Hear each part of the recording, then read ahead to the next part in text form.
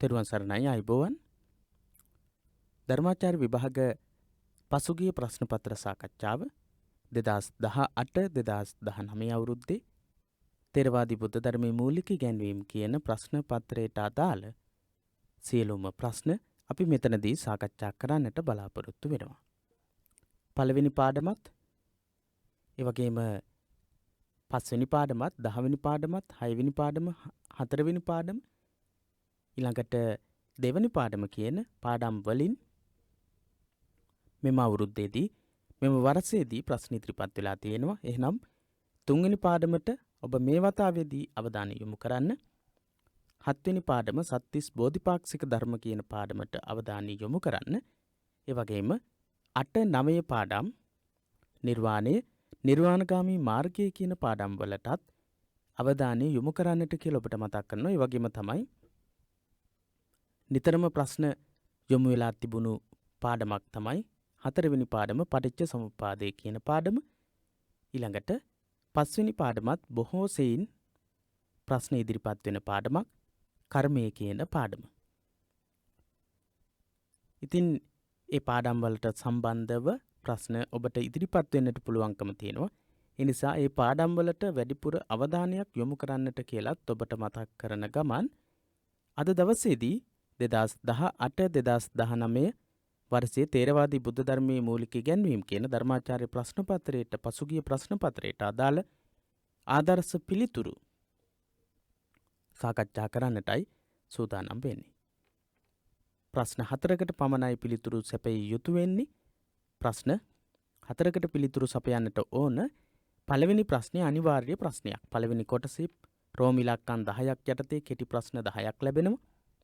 ඒ ප්‍රශ්නවලට පිළිතුරු ලබා දෙන්නට ඕනේ. ඊට අමතරව තවත් ප්‍රශ්න 4ක් දෙවෙනි කොටසෙන් තෝරාගත යුතුයි. දෙවෙනි කොටසේ ප්‍රශ්න කිහිපයක්ම තියෙනවා. ඒ ප්‍රශ්න වලින් 4ක් තෝරගන්නට ඕන. පළවෙනි ප්‍රශ්නේ දෙවෙනි කොටසේ පළවෙනි ප්‍රශ්නේ එහෙම නැත්නම් ප්‍රශ්න පත්‍රයේ දෙවෙනි ප්‍රශ්නය තුල තියෙන රෝම ඉලක්කම් 1 බුදුරජාණන් වහන්සේ විවිධ අවස්ථාවලදී නොඑක් සූත්‍ර දේශනා මගින් දුක විස්තර කොට වදාළහ. එබඳු සූත්‍ර දෙකක් දක්වන්න. බුදුරජාණන් වහන්සේ දුක පිළිබඳව දේශනා කළා තියෙන දහම් කාරණාවන් ඇතුළත් වෙන සූත්‍ර දේශනාවන් දෙකක් ලියන්නට කියලා කියන්නේ. ඔබට දෙක බලා ගන්නට පුළුවන්. ධම්මචක්කප්පවත්තන සූත්‍ර දේශනාව, මහා සතිපට්ඨාන සූත්‍රය, සත්‍ය විභංග සූත්‍රය කියන සූත්‍ර තුනක්ම අපි දක්වලා තියෙනවා. සූත්‍ර දෙකයි දක්වන්නට ඕන. එහෙනම් දුක පිළිබඳව දේශනා කරලා තියෙන ධම්මචක්කප්පවත්තන සූත්‍ර දේශනාව වගේම පළවෙනි පාඩමේදී චතුරාර්ය සත්‍ය පිළිබඳව කතා කරනකොට ධම්මචක්කප්පවත්තන සූත්‍රයේ සම්බන්ධ කරගෙන පමණක් නෙමෙයි සාකච්ඡා කරන්නේ.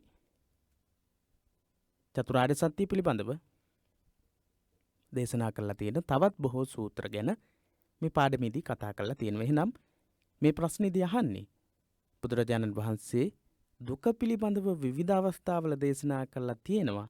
ඒ විදිහට දුක පිළිබඳව දේශනා කරලා තියෙන සූත්‍ර දේශනාවන් දෙකක් නම් කරන්නට කියලා. ධම්මචක්කප්පවත්තන සූත්‍ර දේශනාව, මහා සතිපට්ඨාන සූත්‍ර දේශනාව, සත්‍ය විභංග සූත්‍ර දේශනාව කියන මේ සූත්‍ර දේශනාවන් වලින් දෙකක් තමයි නම් කරන්නට ඕන. ඔබ තුනක් නම් කරන්නට යන්නට එපා. දෙකක් නම් කරන්නට කියලා තියෙනවා නම් අනිවාර්යයෙන්ම දෙකක්ම තමයි ඔබ නම් කරන්නට ඕන. ඒ වගේම රතු පාට වර්ණයේ තියෙන පෑන් පාවිච්චි කරන්නට බෑ. කළු වර්ණයේ සහ නිල් වර්ණයේ පමණයි ඔබට පාවිච්චි කරන්න පුළුවන්කම තියෙන්නේ.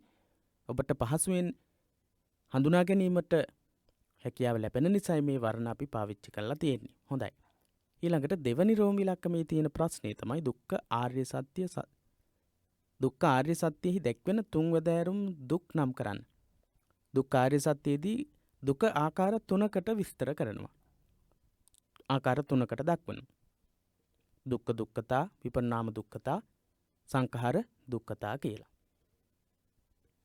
දුක්ඛ දුක්ඛතා, විපරිණාම දුක්ඛතා, සංඛාර දුක්ඛතා කියලා ආකාර 3කට දක්වනවා. ඒවා සැකවින් හඳුන්වන්න. ඒවා කෙටියෙන් හඳුන්වන්නට ඕන. එතකොට ලකුණු 6ක ප්‍රශ්නයක්. ලකුණු 6ක ප්‍රශ්නයක්. දුක්ඛ දුක්ඛතා, විපරිණාම දුක්ඛතා, සංඛාර දුක්ඛතා කියන මේ තුන නාමිකව නම් කරලා ඊට පස්සේ ඒ පිළිබඳව විස්තර කෙටියෙන් හඳුන්වන්නට ඕන. ඉතින් අපි තියෙන තොරතුරු සාකච්ඡා කරමු. ඊළඟ වතාවේදී මොන ආකාරයේ ප්‍රශ්නයක් ලැබෙන්නට පුළුවන්ද කියලා අපිට කියන්නට බැහැ. ඒ නිසා පළවෙනි එක තමයි දුක්ඛතා. අමිහිරි අත්දැකීම් වලින් ඇතිවන සාමාන්‍ය දුක තමයි දුක්ඛතා කියලා කියන්නේ. අමිහිරි අත්දැකීම්, Taman කැමති නැති අත්දැකීම් තුලින් ලබන්නට සිද්ධ වෙන පීඩාව තමයි දුක්ඛතා කියලා කියන්නේ. ජීවිතය හා ලෝකේ සම්බන්ධයෙන් සලකනකොට මූලික අවස්ථා තුනක් තියෙනවා. ඇතිවීම, පැවතීම හා විනාශය කියලා. ඉතින් ඒ ඇතිවීම, පැවතීම, නැතිවීම කියන අවස්ථාවන් වලදී විවිධාකාරයෙන් අපිට දුකටපත් වෙන්නට සිද්ධ වෙනවා. ඉතින් එහෙම දුකටපත් වෙන අවස්ථාවන් සම්බන්ධයෙන් දක්වලා තියෙන සූත්‍ර දේශනාවන් සම්බන්ධව එහෙම දැක්වෙනවා. ඒ වගේම තමයි එම දේශනාවල බහුලව දකින්න ලැබෙන කාරණා. ඉපදීම, ලෙඩවීම, ජරාව හෙවත් වයසටපත් වීම, මරණය, අප්‍රියයන් හා එක්වීමට සිදුවීම, ප්‍රියයන්ගෙන් වෙන්වීමට සිදුවීම, කැමති දේ නොලැබීම, මේ කියන කාරණාවන් තමයි දුක්ඛතා කියලා කියන්නේ. මේ කාරණා ඉපදීම, ලෙඩවීම, ජරාව හෙවත් වයසටපත් වීම, මරණය, අප්‍රියයන් හා එක්වීම, ප්‍රියයන්ගෙන් වෙන්වීමට සිදුවීම, කැමති දේ නොලැබීම වගේ කාරණාවන් තමයි දුක්ඛතා කියලා කියන්නේ. ඊළඟට අපි බලමු. ඒ වගේම තමයි දුක්ඛතා යටතේ කෙටියෙන් හඳුන්වන්නට කියලා කියන්නේ. ඒ නිසා අපි කෙටියෙන් හැඳින්වීම ප්‍රමාණවත්. දුක්ඛතා කියන එක යටතේම තමයි වස්තු විනාශය, ප්‍රියංග විනාශය, තමන්ට වන රෝග පීඩාවන් ආදීන් වන දැවීම කියන මේ ශෝකය කියන එක. ඒ වගේම පරිදේවය කියලා කියන්නේ හඬා වැළපීමට සිදුවෙන අවස්ථාව. ඊළඟට ශරීරයේ රිදුම් දැවීම ආදීන් නැති වෙන පීඩාවන් වලට තමයි කියන්නේ දුක්ඛ කියලා. ඒ වගේම දරුවන් අකීකරු වීම, අනුන්ගේ අවමාන විඳින්නට සිද්ධ වීම ආදී දේවල් දුම්නස කියන විදිහට හඳුන්වනවා. දුම්නස විදිහට හඳුන්වනවා. ඥාති වේසන ආදී නිසා ඇතිවෙන කායික මානසික බලවත් වෙහෙස උපායාසය කියලා කියනවා. මේ හැම එකක්ම දුක්ඛතා විදිහට හඳුන්වන්නට පුළුවන්. ඊළඟට විපරිණාම දුක්ඛතා කියලා කියන්නේ වෙනසකටපත් වීම, වෙනස් වීම නිසා, තමන්ගේ ඉන්ද්‍රියන් වෙනස් වීම නිසා, ඒ වගේම බාහිර ලෝකයේ ඉන්න අය වෙනස් වීම, වෙනසකට භාජනය වීම නිසා ඇතිවෙන දුක. විපරිණාම දුක්ඛ කියලා කියන්නේ වෙනසට භාජනය වීම හේතු කරගෙන ඇතිවෙන දුක. ඊයේ සතුට ඇති වෙච්ච දෙයක් අද වෙද්දි දුක ඇති වෙන දෙයක් වෙන්න පුළුවන්. එතකොට මොකද වෙන්නේ? අපි පීඩාවටපත් වෙනවා, දුකටපත් වෙනවා. ඊයේ නිරෝගීමත්ව හිටපු කෙනෙක් අද රෝගී වෙන්නට පුළුවන්. ඒ විදිහට පුද්ගලයා හා සම්බන්ධ බාහිර වූත් ආධ්‍යාත්මික වූත් සියලුම දේවල් මොහොතින් මොහොත වෙනස් වෙනවා. අන්න ඒ වෙනස් වීම, අනිත්‍ය ස්වභාවයටපත් වීම තමයි විපරිණාම දුක්ඛ කියලා කියන්නේ. වෙනසකටපත් වීම, වෙනසටපත් වීම නිසා ඇතිවෙන දුක් තමයි විපරිණාම දුක්ඛ කියලා කියන්නේ. ඒවා කෙටියෙන් අපි හඳුන්වන්නට ඕනේ. ඊළඟට සංඛාර දුක්ඛ කියලා කියන්නේ අපි කෙටියෙන් ගත්තොත් එහෙම සත්වයා, පුද්ගලයා, මම වශයෙන් ගන්න මේ අවස්ථාවේ තිබෙන නිස්සාරත්වයේ පිළිබඳව මෙනෙහි නොකිරීම නිසා ඇති කරගන්න දුක්. රූප උපාදානස්කන්ධය, වේදනා උපාදානස්කන්ධය, සංඥා උපාදානස්කන්ධය, සංඛාර උපාදානස්කන්ධය සහ විඥාන උපාදානස්කන්ධය කියන පංච උපාදානස්කන්ධයන් නිසා ඇති කරගන්න දුක්. පංචස්කන්ධය උපාදාන වශයෙන් අරගෙන ඒත් එක්කම ඇති කරගන්න දුක් වලට තමයි කියන්නේ සංඛාර දුක්ඛතා කියලා. රූප උපාදානස්කන්ධය, වේදනා උපාදානස්කන්ධය, සංඥා උපාදානස්කන්ධය, සංඛාර උපාදානස්කන්ධය, විඥාන උපාදානස්කන්ධය කියන මේ උපාදානස්කන්ධයන් නිසා ඇති කරගන්නා වූ පීඩාවන් තමයි මෙතනදී සංඛාර දුක්ඛතා විදිහට අපිට දක්වන්නට පුළුවන්කම තියෙන්නේ. ඒ පිළිබඳව දීර්ඝ විස්තරයක් තියෙනවා. අපි ඒ සියල්ලක්ම සාකච්ඡා කරන්නට බලාපොරොත්තු වෙන්නේ නැහැ. ඊළඟට අපි ඊළඟ රෝම ඉලක්කම යටතේ තියෙන ප්‍රශ්නයට අවධානය යොමු කරමු. බුදු සමය ගැටලු නිරාකරණයට පෙන්වා දෙන්න දහමකි. බුදු සමය ගැටලු නිරාකරණයට මඟ පෙන්වා දෙන දහමකි. චතුරාර්ය සත්‍ය ආශ්‍රයෙන් මෙම ප්‍රකාශයේ වැදගත්කම පහදා දෙන්න කියන ඉගැන්වීම. ඔබ දන්නවා චතුරාර්ය සත්‍ය කියන්නේ මොකක්ද කියලා. දුක්ඛ, ආර්ය සත්‍ය. ඒ වගේම දුක්ඛ සමුදය ආර්ය සත්‍ය. ඊළඟ එක දුක්ඛ නිරෝධ ආර්ය සත්‍ය. ඊළඟ එක දුක්ඛ නිරෝධ ගාමිනී පටිපදා ආර්ය සත්‍ය. දුකත් දුකට හේතුවත් දුක නැති කිරීමත් දුක නැති කිරීමේ මාර්ගයත් කියන අවස්ථාවන් 4ක් තියෙනවා. දුක් චතුරාර්ය සත්‍ය තුල අවස්ථාවන් 4ක්. මේ 4 තුල ඉගැන්වීම අපිට ගැටලු निराකරණයට මඟ පෙන්වන්නට යොදා ගන්නට පුළුවන්. කොහොමද? දුක කියන කාරණය යම්කිසි ගැටලුවක්. දුක්ඛාරය සත්‍ය කියන ඉගැන්වීම යටතේ කියවෙන්නේ යම්කිසි ගැටලුවක්. පුද්ගලයාට සාංසාරිකව ඇතිවෙන්නා වූ ගැටලුවක් තමයි දුක කියලා කියන්නේ. එහෙනම් සමාජයේදීත් අපිට විවිධ ගැටලු ඇති වෙනවා. ගැටලුව. ඊළඟට දුක්ඛ සමුදය ආර්ය සත්‍ය ගැටලුවට හේතුව.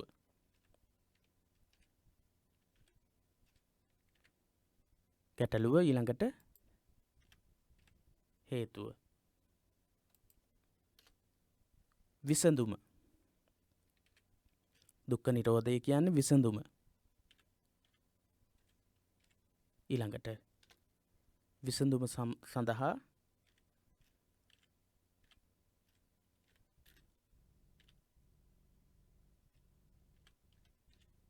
විසඳුම සඳහා ක්‍රමය.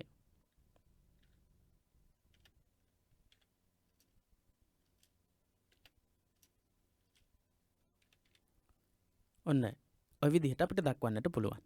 ගැටලුවක් निराකරණ ගැටලුව තමයි දුක. සංසාරික මේ වශයෙන් දුක්ඛ ආර්ය සත්‍ය. පවත්ති කියලා කියනවා. මේක තවත් විදිහකට දුක්ඛාරය සත්‍ය පවත්ති කියලා දක්වලා තියෙනවා. ඒ වගේම දුකට හේතුව දුක්ඛ නිරෝධ දුක්ඛ සමුදය ආර්ය සත්‍ය. දුක්ඛ සමුදය ආර්ය සත්‍ය. දුක ඇතිවීම සඳහා හේතුව. ඊළඟට දුක්ඛ නිරෝධය විසඳුම. නිවීම, නිරුද්ධයට පත්වීම, නිරුද්ධත්වයට පත්වීම කියලා දක්වනවා.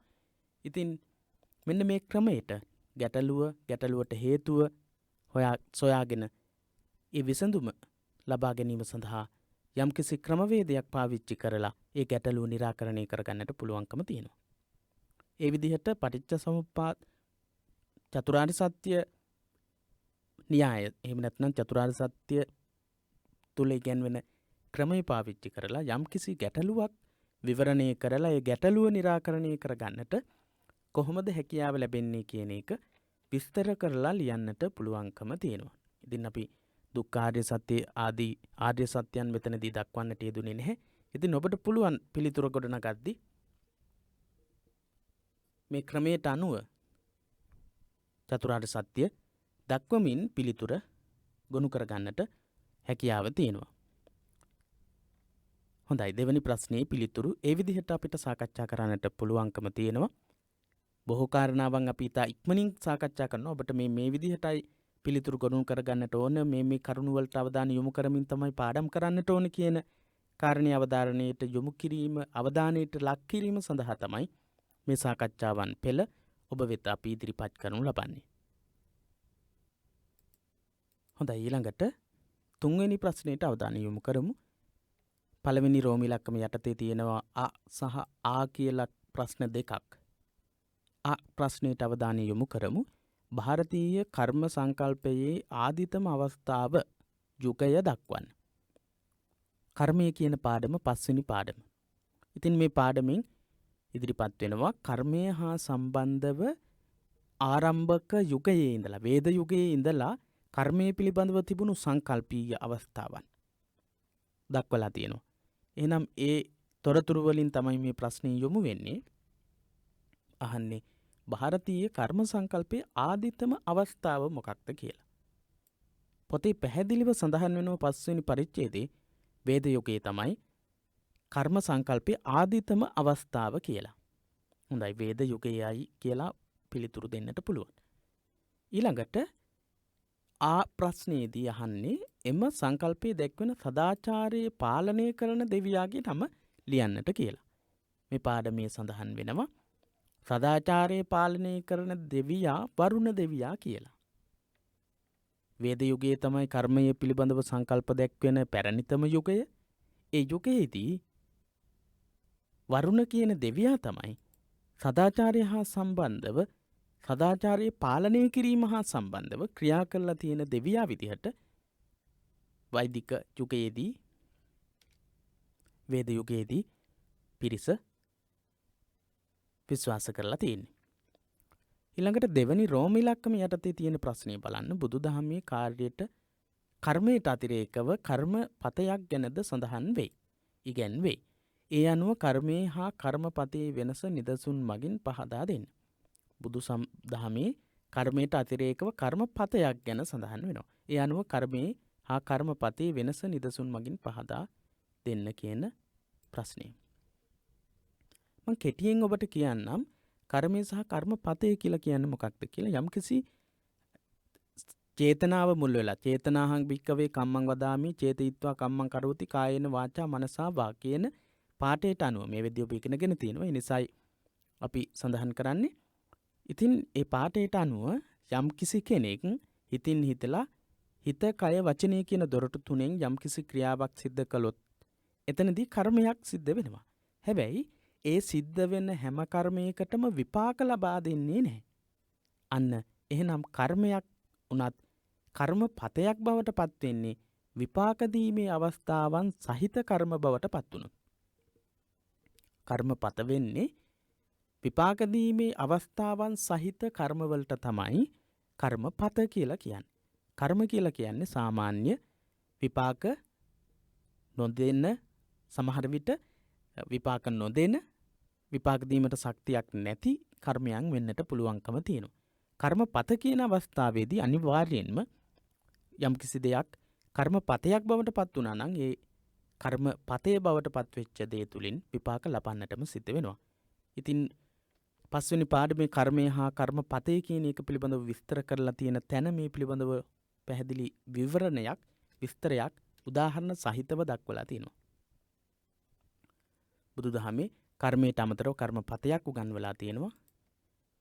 කර්මයේ විදිහට හඳුන්වනු ලබන්නේ චේතනාත්මක ක්‍රියාවන් බව අපි ඉතා හොඳින් මේ වෙද්දී දන්නවා.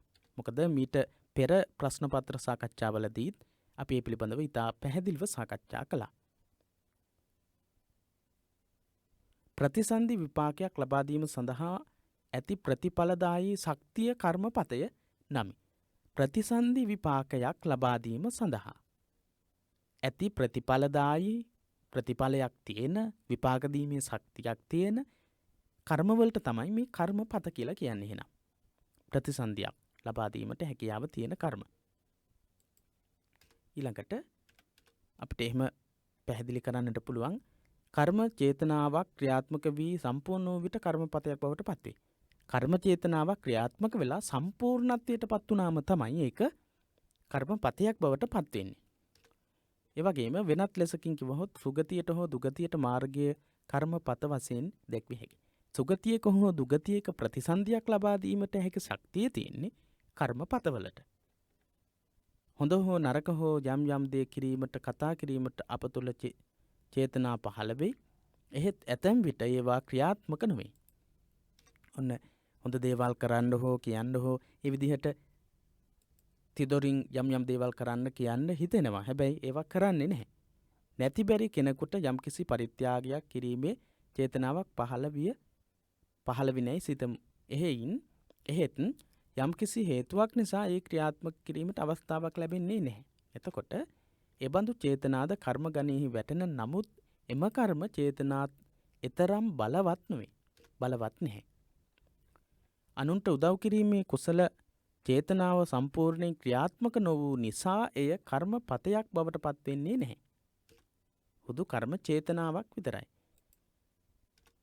එනිසා ඒ ප්‍රතිසන්දි විපාකයක් ලබා දීමට අසමත් වේ. ප්‍රතිසන්දි විපාකයක් ලබා දෙන්නේ නැහැ.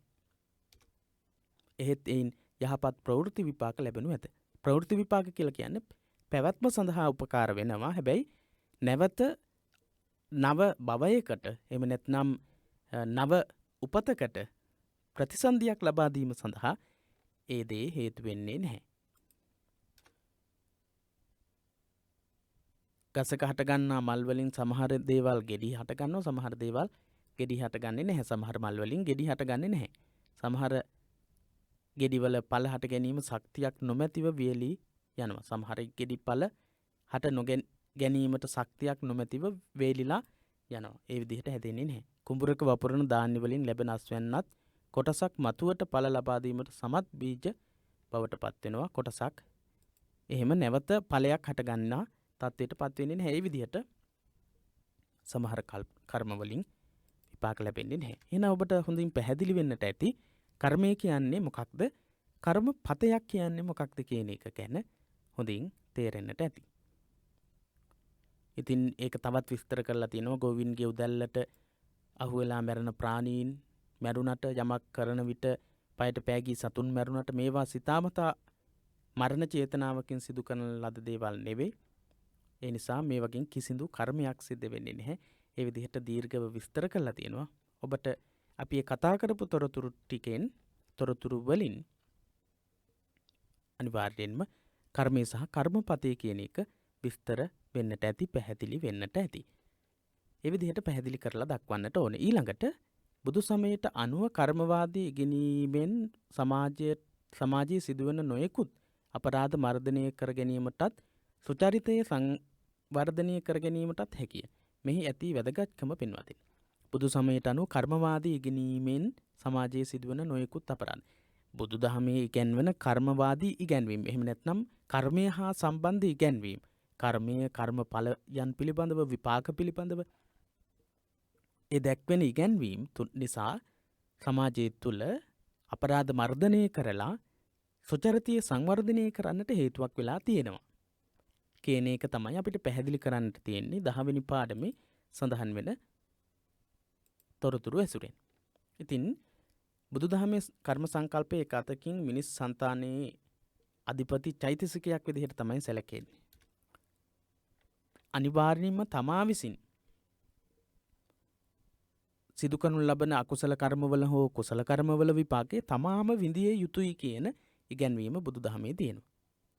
අත්තනාව කතං පාපං අත්තනා සංකිලිස්සති අත්තනා අකතං පාපං අත්තනාව විසුජ්ජති. තමා විසින් කරන ලද අකුසල කර්මයේ විසින් තමා අපිරිසිදු වෙනවා. තමා විසින් නොකරන ලද අකුසල කර්මයේ තුලින් අකුසල කර්ම නොකිරීම තුලින් තමා පාරිශුද්ධත්වයට පත් වෙනවා කියන ඉගැන්වීම බුදුදහමේ තියෙනවා. එහෙනම් කුසල කර්මයක හෝ අකුසල කර්මයක් සිද්ධ කිරීමේදී ප්‍රධානත්වය ලැබෙන්නේ පුද්ගලයාට. ඒ පුද්ගලයාට ප්‍රධානත්වය ලැබෙනවා කියන ඉගැන්වීමත් අනිවාර්යයෙන්ම වැදගත්. මොකද අනිකුත් ඉගැන්වීම් වල පුද්ගලයාට කර්මයේ තමා විසින් සිදු කරනු ලබන කර්මයේ විපාක විඳින්නට සිද්ධ වෙනවා. එහි ප්‍රධානත්වය ලැබෙන්නේ තමාට කියන ඉගැන්වීම් වලින් බැහැර වෙච්ච ඉගැන්වීම් තියෙනවා. ඒ වගේම තමයි ඒ විදිහට සිද්ධ කරන කුසල අකුසල කර්ම තුලින් පුද්ගලයාගේ මිනිසත් භවයේ වටිනාකම කෙරෙහිත් මිනිසත්කමේ ඉරණම විනිශ්චය කිරීමටත් හේතු වෙනවා කියන විශ්වාසය බුදුදහම තුලින් ලබා දෙනවා. ඒත් එක්ක ඊටමත් පැහැදිලිව පුද්ගලයා දන්නවා, බෞද්ධයා දන්නවා, බුදුදහම තුල ඉගැන්වෙනවා පුද්ගලයාට කර්මයේ කුසල කර්මයේ සහ කුසල කර්මයේ විපාකයන් වලට වග කියන්නට සිද්ධ වෙනවා කියලා. ඒ වගේම තමයි කර්මය කියන සංකල්පය සමස්ත ලෝකයේම බැඳිලා පවතින ඉගැන්වීමක් කියන එකත් බුදුදහමේ උගන්වනවා. ඒකත් පුද්ගලයාගේ චිත්තසංතානය තුළ කර්මවාදී ඉගැන්වීම් ඇති වෙලා ධාර්මික වූ යහපත් වූ කටයුතු වලට යොමු වීමට හේතුවක් වෙලා තියෙනවා. ඒ පිළිබඳව දක්වලා තියෙන්නේ මෙන්න මෙහිමයි. කම්මනා වත්තති ලෝකෝ කම්මනා වත්තති පජා කම්මන නිබ්බන්දනා සත්තා තතස්සානීව යායතු. සුත්ත නිපාතේ වාසෙට්ට සූත්‍රයේ තමයි සඳහන් වෙන්නේ. ගමන් ගන්න රතේ කඩ ඇනේ වගේ සියලු සත්වයා කර්මයේ සමග බැඳිලා ඉන්නවා කියන ඉගැන්වීම. එහෙනම් කිසිම කෙනෙක්ට කර්මයෙන් තොරව තමා සිද්ධ කරන කටයුතු වලට සම්බන්ධ වෙන්නට බෑ. හිත කය වචනය කියන දොරටු තුනෙන්ම සිද්ධ කරන සියලුම කාර්යයන් වල සම්බන්ධතාවයේ තමාගේ සම්බන්ධතාවයත් එක්ක සම්බන්ධ වෙනවා. ඒ වගේම තමයි යාදිසං වපතේ බීජං තාදිසං හරතේ පලං කල්යාණකාරී කල්යාණං පාපකාරීච්ච පාපකං කියන සංයුත්ත නිකායේ පාඨයත් වැදගත් වෙනවා.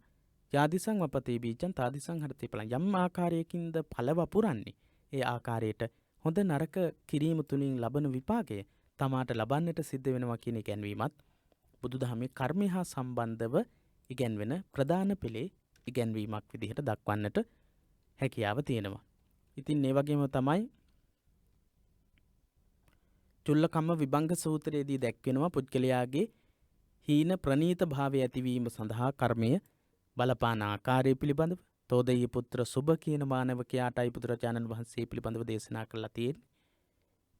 බුදුරජාණන් වහන්සේගෙන් තෝදෙය්‍ය පුත්ත අහන ප්‍රශ්නවලට බුදුරජාණන් වහන්සේ පිළිතුරු ලබා දීලා තියෙනවා. කර්ම ශක්තිය පුද්ගලයාට බලපාන ආකාරය ගැන කම්මස්ස කාමානව සත්තා කම්මදායාදා කම්මයෝනි කම්මබන්දු කම්ම පරිසරණ කම්මං සත්තේ විභජති යදිදං හීන පනීතතායාති කියන ඉගැන්වීම. පුද්ගලයාගේ හීන ප්‍රනීත භාවය ඇතිවීම සඳහා උතුම් පහත් භාවය ඇතිවීම සඳහා උසස් පහත් භාවයන් ඇතිවීම සඳහා හේතු වෙන්නේ කර්මයයි කියන ඉගැන්වීමයි බුදුරජාණන් වහන්සේගේ ඉගැන්වීමේ වගේම තමයි පුද්ගලයා දීර්ඝායුෂ්ක වීමට වර්ණවත්ව ඉපදීමට මහේසාක්‍යව ඉපදීමට අල්පේසාක්‍යව ඉපදීමට හේතු වෙන්නේ පුද්ගලයා විසින්ම සිදු කරන කර්මයේ ශක්තිය බව මේ සූත්‍ර දේශනාවේදී බුදුරජාණන් වහන්සේ දේශනා කළා තියෙනවා. ඒ ඉගැන්වීම ඒ වගේම තමයි මජ්ක්‍ධිම නිකායේ සාලේයක සූත්‍රයේ කර්මය හා එහි විපාක පිළිබඳව තොරතුරු ඉදිරිපත් වෙන අවස්ථාවක් තියෙනවා. ඒ වගේම තමයි බුදුරජාණන් වහන්සේගේ ඉගැන්වීම තුළ අධර්මචර්යා සහ විසමචර්යා හේතුවෙන් දුගතිගාමී බව ලබන බවත් ධර්මචර්යා සහ සමචර්යා හේතුවෙන් පුද්ගලයා සුගතිගාමී වෙන බවත් බුදුරජාණන් වහන්සේ දේශනා කළා තියෙනවා. මේ කර්මයේ සම්බන්ධයෙන් කුසල අකුසල කර්මයන් සම්බන්ධයෙන් බුදුරජාණන් වහන්සේගේ අදහස් මේ ඉගැන්වීම් සියල්ලක් තුළින්ම පුද්ගලයාගේ ධාර්මිකත්වයේ පුද්ගලයාගේ නිවැරදි භාවය තීරණය වෙලා තියෙනවා. කය වචනේ සිත කියන දොරටු තුනෙන්ම සිද්ධ කරන ලෝභ දෝෂ මෝහ අලෝභ දෝෂ අමෝහ කියන කුසල මූල සහ අකුසල මූල මූලිකව සිද්ධ වෙන සියලුම කුසල අකුසල කර්මවල විපාකයේ Tamanට ලබන්නට සිද්ධ වෙනවා කියන ඉගැන්වීම බුදුදහම තුළ ඉතා පැහැදිලිව විස්තර කරලා තියෙනවා.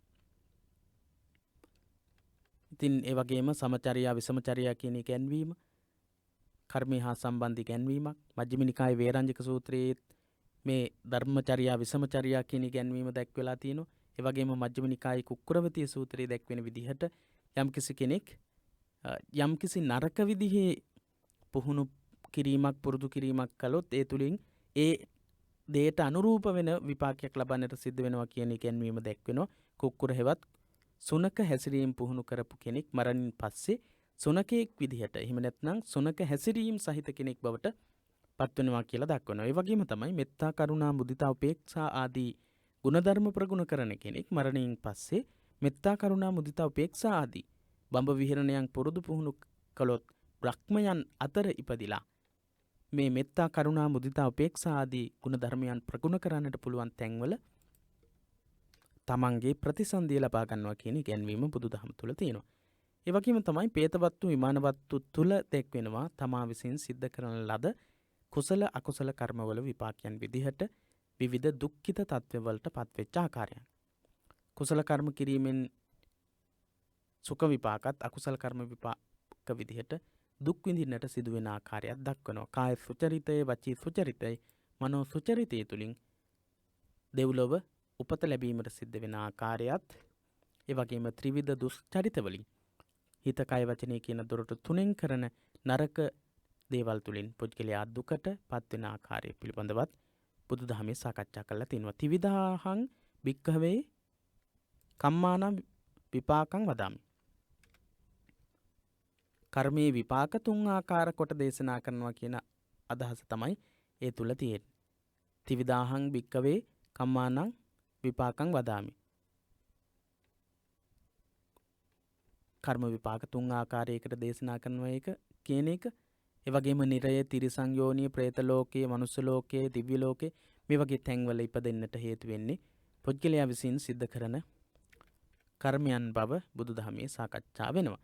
ඒ වගේම නිරය වේදනීය, නිරේගාමී වීමට, තිරිසන් ගතව ඉපදීමට, ප්‍රේත ලෝකවල ඉපදීමට, ඒ වගේම මනුස්ස ලෝකවල ඉපදීමට, දේව ලෝකවල ඉපදීමට සහ විවිධාකාරයේ දුක්ඛම් කටළු විඳීමට පුද්ගලයාට සිද්ධ වෙනවා කියලා සඳහන් වෙනවා කර්මයට අනුව. ඒ විදිහේ ඉගැන්වීම් රැසක් තියෙනවා.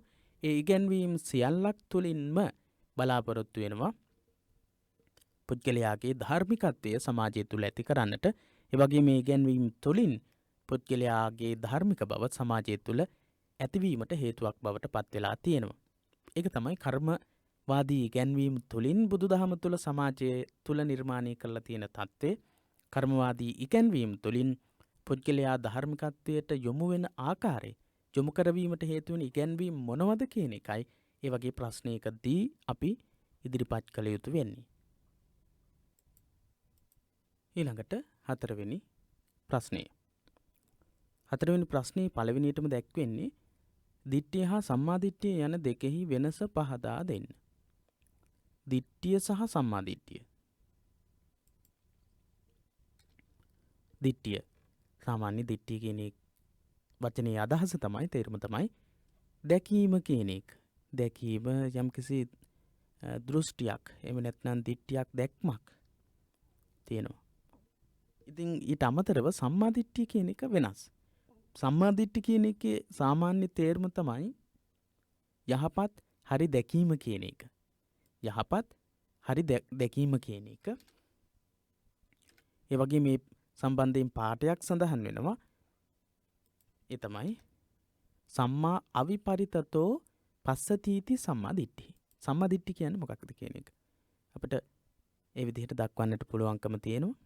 ඉතින් ලකුණු 4ක ප්‍රශ්නයක්, ඒ නිසා බොහෝ විස්තර දක්වන්නට අවශ්‍ය නැහැ. එනම් සහේතුකව කරුණු සහිතව කල්පනා කිරීමෙන් ඇතිවන දැකීමට කියනවා සම්මාදිට්ඨිය කියලා. තවත් විදිහකට ගත්තොත් දුකත්, දුකට හේතුවත්, දුකින් නිවීම හෙවත් දුක්ඛ නිරෝධයත්, දුක නැති කිරීමේ මඟ හෙවත් දුක්ඛ නිරෝධ ගාමිනී පටිපදාව යන චතුරාර්ය සත්‍ය පිළිබඳ දැකීම සම්මාදිට්ඨිය විදිහට විභංගප්පකරණයේ දක්වලා තියෙනවා. චතුරාර්ය සත්‍ය පිළිබඳව දැකීම සම්මාදිට්ඨිය විදිහට. ඒ වගේම තමයි චතුරාර්ය සත්‍ය පිළිබඳ නිවැරදි දැකීම පමණක් නෙවෙයි, කර්මඵල විශ්වාසය ආදියත් සම්මාදිට්ඨිය හැටියට සඳහන් වෙලා තියෙනවා. ඒ විදිහට අපිට සම්මාදිට්ඨිය, දිට්ඨිය සහ සම්මාදිට්ඨිය කියන දෙක ගැන දක්වන්නට පුළුවන් හැඳින්වීමක් කෙටියෙන් සිද්ධ කරන්නට පුළුවන්. ඊළඟට ලකුණු 6ක ප්‍රශ්නය, හතරවෙනි ප්‍රශ්නයේ දෙවැනි රෝම ඉලක්කම ආර්ය මාර්ගයේහිලා සම්මාදිට්ඨිය පූර්වාංගම වන අයුරු පැහැදිලි කරන්න. ආර්ය මාර්ගයේදී සම්මාදිට්ඨිය තමයි පූර්වාංගම වෙන්නේ. මහා චත්තාරීසක සූත්‍රයේදී සම්මාදිට්ඨිය අවස්ථාවන් දෙකක් ගැන සඳහන් වෙනවා. එයින් සම්පූර්ණ වශයෙන්ම අරිය අනාසව ලෝකුත්තර මග්ගංග සම්මාදිට්ඨිය කියන එක නිර්වාණගාමී මාර්ගයේ සම්බන්ධයෙන්ම සම්පූර්ණ වශයෙන් ක්‍රියාත්මක වෙන සම්මාදිට්ඨිය විදිහට තමයි දැක්වෙන්නේ. අරිය අනාසව ලෝකුත්තර මග්ගංග සම්මාදිට්ඨිය බුද්ධ ශාසනයේ පමණක් දකින්න ලැබෙන සම්මාදිට්ඨියක්. එහෙනම් ආර්ය මාර්ගයේ බුද්ධ ශාසනය තුල පමණයි මේ ආර්ය මාර්ගයේ සඳහන් වෙන්නේ. එහෙනම් මේ උතුම් ආර්ය මාර්ගය ගැන කියවෙන විශේෂිතම ඉගැන්වීම තමයි මේ අරිය අනාසව ලෝකුත්තර මග්ගංග සම්මාදිට්ඨිය. ඒ තුලින් අපිට පැහැදිලි වෙනවා සම්මාදිට්ඨිය කියන එක නිර්වාණ මාර්ගාමී මාර්ගයේ පූර්වාංගම වෙනවා කියන කාරණේ. සෝවාන් ආදී ලෝකෝත්තර සිත්වල පමණක් පහළ වෙන්නේ මේ අරිය අනාසව ලෝකුත්තර මග්ගංග සම්මාදිට්ඨිය කියන සම්මාදිට්ඨිය. එහෙනම් සම්මාදිට්ඨියට ලෝකෝත්තර මාර්ගය තුල, නිවන් මාර්ගය තුල ප්‍රධානත්වයක් ලැබිලා තියෙනවා කියන එක අපිට ඒ තුලින් පැහැදිලි කරන්නට පුළුවන්. පුද්ගලයෙකු සෝවාන් ඵලයට පත්වීමෙන්ම නියම සම්මාදිට්ඨි තත්වයට පත් වෙනවා කියන එක. නියම සම්මාදිට්ඨිය ඇති කරගන්නට ලැබෙන්නේම පුද්ගලයෙකු සෝවාන් තත්වයටවත් පත් වුණාට පස්සේ කියන එකයි බුදුදහමේ ඉගැන්වීම. ඒ වගේම මජ්ක්‍ධිම නිකායේ සම්මාදිට්ඨි සූත්‍රයේ මෙන්න මේ විදිහට සඳහන් වෙනවා. කුසල් මොනවද, කුසල් මොනවද, කුසල් මුල් මොනවද, අකුසල් මොනවද, අකුසල මුල් මොනවද ආදී විදිහට යම් පුද්ගලයෙක් නියමාකාර වැටහීමක් ඇති කරගත්තොත් ඒ පුද්ගලයා ධර්මයේ පිළිබඳව අචල පැහැදීමකින් යුක්ත කෙනෙක් බවට පත් වෙනවා කියලා සඳහන් වෙනවා. එහෙනම් කුසල අකුසල් කියන දේවල් හොඳින් තේරුම් අරගෙන යහපත් වූ දේවල් වල යෙදිලා නිවන් අවබෝධ කරගන්නට කටයුතු කරන්නේ කුසල අකුසල් කියන්නේ මොනවද කියලා තේරුමක් තියෙන, පැටහීමක් තියෙන, පැහැදිලි අවබෝධයක් තියෙන කෙනෙක්. එහෙනම් මේ අවබෝධය ඇති කරගන්නට තියෙන්නට ඕන ප්‍රධානම කාරණාව මොකක්ද? සම්මා දිට්ඨිය. එහෙනම් සම්මා දිට්ඨිය තමයි නිර්වාණගාමී මාර්ගයේ ප්‍රධානත්වයේලා සැලකෙන්නේ. ඒ වගේම චතුරාර්ය සත්‍ය පිළිබඳව ඇති සැටියෙන් දක්නා කෙනෙකුට සම්මා දිට්ඨියෙන් යුක්ත පුද්ගලයෙකු ලෙස සඳහන් කරන්න පුළුවන්. සම්මා දිට්ඨියෙන් යුක්ත කෙනෙක් කියලා කියන්නේ චතුරාර්ය සත්‍ය පිළිබඳව දැන දැක හඳුනාගත්ත කෙනෙක්ට. එහෙනම් ඒ තුලිනුත් සම්මා දිට්ඨිය පිළිබඳව සඳහන් වෙනවා. නිර්වාණගාමී මාර්ගය කියලා කියන්නේ නිවන කියලා කියන්නේම මේ චතුරාර්ය සත්‍ය පිළිබඳව අවබෝධය ඇති කරගන්න එක. මේ චතුරාර්ය සත්‍ය පිළිබඳව අවබෝධ කරගන්නත කෙනා තමයි සම්මා දිට්ඨියෙන් යුක්ත පුද්ගලයා කියලා කියන්න පුළුවන්. ඒ තුලිනුත් නිවන තුල නිර්වාණගාමී මාර්ගය තුල සම්මා දිට්ඨියට ලබා දීලා තියෙන මූලිකත්වය අපිට කතා කරන්නට පුළුවන්. ඒ වගේම පොදුවේ සලකනකොට සම්මා දිට්ඨි සූත්‍රයට අනුව සම්මා දිට්ඨි කියලා කියන්නේ කරුණු සහිතව හේතුඵල වශයෙන් බැලීමේදී ධර්මයේ පිළිබඳව ඇතිවෙන තත්වාකාර වූ අවබෝධය. නිවැරදි අවබෝධය තමයි සම්මා දිට්ඨි කියලා කියන්නේ. එහෙම නිවැරදි අවබෝධයක් නැතිව පුළුවන් කමක් ලැබෙන්නේ නැහැ නිර්වාණ අවබෝධයටපත් වෙන්නට. සංයුත්ත නිකායේ අභිසමය සංයුත්තේ ආයත් කච්චායන ගොත්ත සූත්‍රයේ සම්මා දිට්ඨි කියන එක තේරුම් කරලා තියෙනවා. ඒ සූත්‍ර දේශනාවට අනුව ඇත නැත යන සංකල්පනාව හෙවත් සාස්වත උච්ඡේද යන අන්තවාදී දෘෂ්ටි වලින් ඈත් වෙලා ආත්ම දෘෂ්ටියෙන් නිදහස්ව වෙනත් කෙනෙකු නිසා නෙවෙයි තමන්ගේම අවබෝධයක් විදිහට ඇති කරගන්න තත්ත්වේ සම්මා දිට්ඨිය විදිහට. සාස්වතවාදී උච්ඡේදවාදී ආදී ගැන්වීම් වලින් බැහැර වෙලා තමාගේම අවබෝධයක් විදිහට චතුරාර්ය සත්‍ය පිළිබඳව අවබෝධ කරගන්න එක නිවැරදි සම්මා දිට්ඨිය විදිහට දක්වන්නේ මොකේද? සංයුත්ත නිකායේ අභිසමය සංයුත්තේ කච්චාන ගොත්ත කියන සූත්‍රේ සම්මා දිට්ඨි කියන එක විස්තර කරලා තියෙනවා. ඒක අවස්ථාවක්. ඒ වගේම තමයි තවත් බොහෝ කාරණාවන් දක්වන්නට පුළුවන්කම තියෙනවා. සම්මා දිට්ඨිය ඇති කර ගැනීම සඳහා වැදගත් වෙන කාරණාවන් ඒ විදිහේ පැහැදිලි කිරීමක්, සඳහන් කිරීමක් ප්‍රමාණවත් වෙනවා. සම්මා දිට්ඨිය පිළිබඳව සම්මා දිට්ඨිය නිර්වාණගාමී මාර්ගයේ නිවන හා සම්බන්ධව තියෙන ප්‍රධානතම ඉගැන්වීම කියන නිර්වාණගාමී මාර්ගයේ ප්‍රධානතම ඉගැන්වීම සම්මා දිට්ඨියයි කියන ඉගැන්වීම පැහැදිලි කරන්නට ඒ උදාහරණ සහ ඒ විස්තර ප්‍රමාණවත් වෙනවා. ඒ විස්තර කෙටි කරලා දක්වමින් ඔබට පුළුවන් පිළිතුර ගොඩනගන්න. ධාර්මික ජීවිතයක් ගොඩනගා ගැනීම සඳහා සම්මා දිට්ඨිය වහල් වන අයුරු විමසීමට ලක් කරන්න. ඉතින් මහා චත්තාරීසක සූත්‍රයේ දැක්වෙච්ච සම්මා දිට්ඨිය අවස්ථා දෙකෙන් පළවෙනි එක අපි සඳහන් කළා අරියානාසව ලෝකුත්තර මග්ගංග සම්මා දිට්ඨිය කියන එක. ඒ සම්මා දිට්ඨිය කොටස තුලින් සම්මා දිට්ඨිය තුලින් කියවෙන්නේ නිර්වාණගාමී මාර්ගය තුල සම්මා දිට්ඨියට ප්‍රධානත්වයක් ලැබිලා තියෙන ආකාරය ගැන. ඊට අමතරව ධාර්මික ජීවිතයක් ගොඩනගා ගැනීම සඳහා සම්මා දිට්ඨිය වහල් වෙනවා කියන එක කතා කරද්දී අපිට කතා කරන්නට පුළුවන්කම තියෙනවා මහා චත්තාරීසක සූත්‍රයේ සඳහන් වෙන පළවෙනි කොටස. සාසව පුඤ්ඤ භාගී උපදි වේපක්ක සම්මා දිට්ඨිය. කෙලෙස් සහිත හැබැයි නිවැරදි දැකීමෙන් යුක්තව හරි දේවල් කරමින් කටයුතු කිරීම තුළ ඇතිවෙන්නා වූ ඇති කරගෙන තිබෙන්නා වූ සම්මා දිට්ඨිය තමයි සාසව පුඤ්ඤ භාගී උපදි වේපක්ක සම්මා දිට්ඨිය කියලා කියන්නේ. එහෙනම් ඒක අපිට විස්තර කරලා ලියන්නට පුළුවන් මේ වගේ ප්‍රශ්නයකදී. ධාර්මික ජීවිතයක් ගොඩනගා ගැනීම සඳහා සම්මා දිට්ඨිය ඉවහල් වන අයුරු විමසීමට ලක් කරන්නට කියන කාරණේ. එතකොට සාසව පුඤ්ඤ භාගී උපදි වේපක්ක සම්මා දිට්ඨිය කියන අවස්ථාව කරුණු කිහිපයක් යටතේ කරුණු 10ක් යටතේ විස්තර කරලා තියෙනවා. ඒ කරුණු 10ම පුද්ගලයාගේ ධාර්මිකත්වයට හේතු වෙන කරුණු. අපි බලමු සාසව පුඤ්ඤ භාගී උපදි වේපක්ක සම්මා දිට්ඨිය කියන කාරණේ ආශ්‍රව වලට ඇතුළත් වන භව සම්පත් ලබා දෙන කුසල පක්ෂයට ඇතුළත් වන සම්මා දිට්ඨිය ඉන් පළමු වෙන්නයි කියලා සඳහන් වෙනවා. මහා චත්තාරීසක සූත්‍රයේ සඳහන් වෙන සම්මා දිට්ඨියේ පළවෙනි අවස්ථාව තමයි මේ දසවස්තුක සම්මා දිට්ඨිය කම්මස්සකතා සම්මා දිට්ඨිය විදිහට මේ සාසව පුඤ්ඤ භාගී උපදි වේපක්ක සම්මා දිට්ඨිය හැඳින්වෙනවා. දුන් දෙයෙහි විපාක ඇත, පිදීමෙහි විපාක ඇත, ගුණවතුන්ට පුද පඳුරු යැවීමෙහි විපාක ඇත, සුසිරිත් දුසිරිත්හි විපාක ඇත, මෙලොව ඇත පරලොව ඇත, මවට කරන ලද හොඳ නොහොඳ දෙකෙහි විපාක ඇත, පියාට කරන ලද හොඳ නොහොඳ දෙකෙහි විපාක ඇත, මව්පියන් නොමැතිව ඕපපාතිකව පහළවන්නා වූ සත්ව කොට්ටාසයක් ඇත, මෙලොව පරලොව දෙක සිය නුවණින් හොඳින් අවබෝධ කරගෙන ලොවට ප්‍රකාශ කරන්නා වූ මැනවින් දහම් මගට පිළිපන්නා වූ මහණ බමුණෝ ඇත කියන විශ්වාසයෙන් යුක්තව කටයුතු කිරීම, දැකීමෙන් යුක්තව කටයුතු කිරීම. පුද්ගලයාගේ ධාර්මිකත්වය ඇතිවීම සඳහා මේ කරුණු 10 ඉතාමත් ප්‍රයෝජනවත්. දන් පැන් ආදී පූජා කිරීමේ විපාකයක් තියෙනවා කියලා විශ්වාස නොකරන්නේ නම් ඔහු අධාර්මික ක්‍රියාවන් වලට යොමු වෙනවා. එසේ නොකර දුන් දෙහි විපාක ඇත කියන විශ්වාසයෙන් යුක්තව කටයුතු කරන පුද්ගලයා තුලින් ධාර්මිකත්වයේ ගොඩ නැගෙනවා. එහෙනම් සම්මාදිට්ඨියේ, කම්මස්සකතා සම්මාදිට්ඨියේ, එහෙම නැත්නම් දසවස්තුක සම්මාදිට්ඨියේ අංග ටික සම්පූර්ණ වීමම පුද්ගලයාගේ ධාර්මිකත්වයට හේතුවක් බවට පත් වෙනවා. පිදීමෙහි විපාක ඇත. ගුරුවරුන් දෙමව්පියන් ආදී ගුණවතුන්ට පුද පඬුරු යැවීමෙහි විපාක ඇත කියන අදහස. ඒ වගේම සුසිරිත් දුසිරිත් වල විපාක තියෙනවා. හොඳ නරක කළොත් ඒකේ විපාක තියෙනවා කියන දැකීමෙන් යුක්තව කටයුතු කිරීම. මෙලොව පරලොව කියන දෙක තියෙනවා කියන විශ්වාසයෙන් කටයුතු කිරීම. ඒ විදිහට මේ කරුණු 10ට සම්බන්ධ කරලා පුද්ගලයාගේ ධාර්මිකත්වයේ ඇති කිරීම සඳහා සම්මාදිට්ඨිය හේතු වෙනවා. සම්මාදිට්ඨියෙහි සාසව පුඤ්ඤ භාගයේ උපදිවේපක සම්මාදිට්ඨිය කියන ඉගැන්වීමක්, විශේෂ ඉගැන්වීමක් තියෙනවා.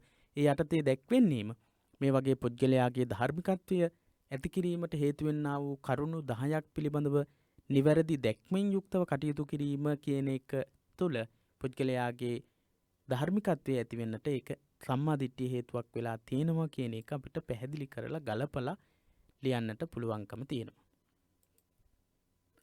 හොඳයි, ඊළඟට 5 වෙනි ප්‍රශ්නයට අපි අවධානය යොමු කරමු. ඉතින් 5 වෙනි ප්‍රශ්නේ අහන්නේ තෘෂ්ණාව සම්බන්ධ කරගෙන ප්‍රශ්නයක් අහනවා. 4 වෙනි පාඩමේ තමයි මේ ප්‍රශ්නය සඳහන් වෙන්නේ. පටිච්ච සමුප්පාදය කියන පාඩමට අදාළවයි.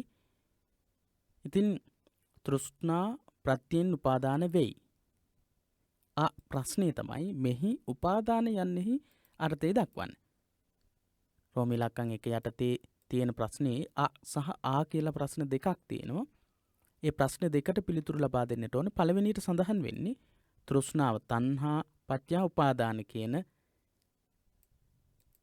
පටිච්ච සමුප්පාදය හා සම්බන්ධ ඉගැන්වීමේ උපාදාන කියන වචනේ තේරුම තමයි අහන්නේ. උපාදානයේ යනු සත්වයෙක්, පුද්ගලයෙක්, දෙවියෙක්, මිනිසෙක් වශයෙන් දැඩි කොට අල්ලා ගැනීම. උපාදාන කියන එකේ මූලිකම අදහස තමයි උපාදානය කියලා කියන්නේ දැඩිව මනසින් අල්ලා ගැනීම. ඒ විදිහට කෙටියෙන් ලියන්නට ඕන. ඊළඟට ඒ බඳු උපාදාන දෙකක් නම් කරන්න. බඳු උපාදාන දෙකක් නම් කරන්නට කියලා කියනවා. රූප උපාදානේ, වේදනා උපාදානේ. රූප උපාදානස්කන්ධේ, වේදනා උපාදානස්කන්ධේ, සංඥා උපාදානස්කන්ධේ, ඔය විදිහට උපාදානස්කන්ධ පහක් තියෙනවා. ඒ උපාදානස්කන්ධ පහෙන් දෙකක් අපිට ලියන්නට පුළුවන්. රූප උපාදානේ, වේදනා උපාදානේ කියලා. ඊළඟට දෙවනි රෝමී ඉලක්කම යටතේ තියෙන ප්‍රශ්නියත් අපි පාඩම් කරලා තිබුණොත් හරිම ලේසියෙන් පහසුවෙන් ලකුණු 6 ලබා ගන්නට පුළුවන් ප්‍රශ්නයක්. පටිච්ච සමුප්පාද ධර්ම න්‍යාය ඇතුළත් කෙටි සූත්‍රය ලියා දක්වන්න. පටිච්ච සමුප්පාදේ මූල සූත්‍රය කියලාත් මේකට කියනවා. පටිච්ච සමුප්පාදය හා සම්බන්ධව දැක්වෙන කෙටි ක්‍රමය, කෙටි සූත්‍ර ක්‍රමය තමයි ලියන්නට කියන්නේ. ඒක මොකක්ද? ඉමස්මින් සති ඉදං හෝති. මේ ඇති කල්හි මේ වෙයි. හේතුව පවත්නා කල්හි ප්‍රතිඵලය පවතී කියන අදහස. ඊළඟට ඉමස්ස උපාදා ඉදං උප්පජ්ජති. මේ ඉපදීමෙන් මේ උපදී. හේතුව හට ගැනීමෙන් ඵලය හට ගනී කියන අදහස. ඊළඟට ඉමස්මින් අසති ඉදං න හෝති. මෙය නැති කල්හි මේ නොවේ. හේතුව නොපවත්නා කල්හි ප්‍රතිඵලය නොපවතී කියන අදහස. ඊළඟට ඉමස්ස නිරෝධා ඉදං නිරුච්ඡති. මෙය නිරුද්ධ වීමෙන් මේ නිරුද්ධ වේ. හේතුව නැතිවීමෙන් ප්‍රතිඵලය නැතිවේ කියන ඉගැන්වීම. ඉතින් මෙතනදී කියන්නේ පටිච්ච සමුප්පාද ධර්ම න්‍යාය ඇතුළත් කෙටි සූත්‍රය ලියා දක්වන්නට කියලා. මේ විදිහට ලියන්නට විතරයි ඕන. ඉමස්මින් සති ඉදං හෝති. හේතුව පවත්නා කල්හි ඵලය පවතී කියන අදහස. කෙටියෙන් ලියා ගන්න. එතකොට ඔබට පැහැදිලිව මතක තබා ගන්නට පුළුවන්. ඉමස්ස උප්පාද ඉදං උප්පජ්ජති හේතුව හට ගැනීමෙන් ඵලය හටගනී කියන අදහස. ඊළඟට ඉමස්මින් අසති ඉදං නහෝති මෙය නැති කල්හි මෙය නොවේ කියන අදහස. එහෙම නැත්නම් හේතුව නොපවත්න කල්හි ප්‍රතිඵලය නොපවතී කියන අදහස. ඉමස්ස නිරෝධ ඉදං නිරුච්ඡති හේතුව නැතිවීමෙන් ඵලය නැතිවේ කියන කෙටි ක්‍රමය. මේක අනිවාර්යෙන් පාඩම් කරලා තියා ගන්නට ඕන.